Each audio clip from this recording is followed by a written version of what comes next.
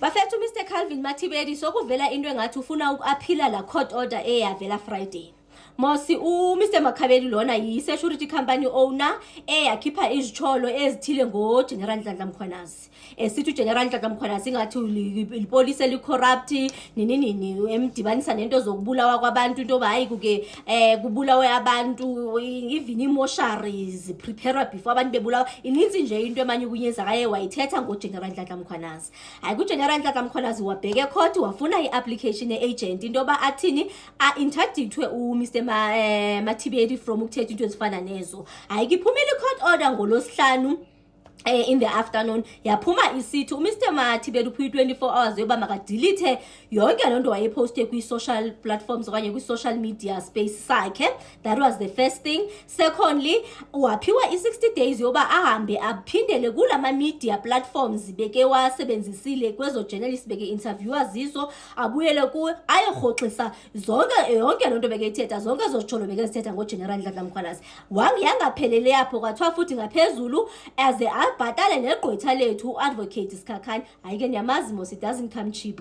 Abhatale even igqwetha lethu elo, so it means that with cost.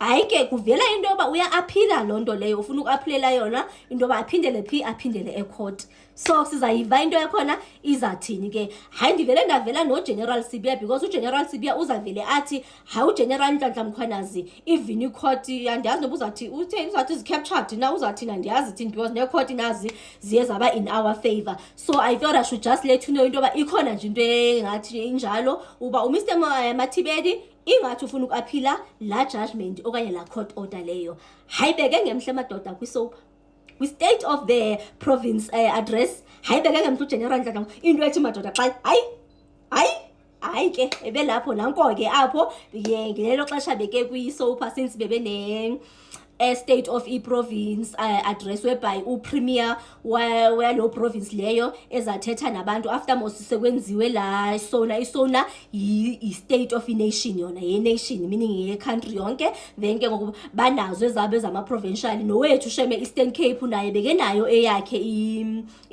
isopa kubana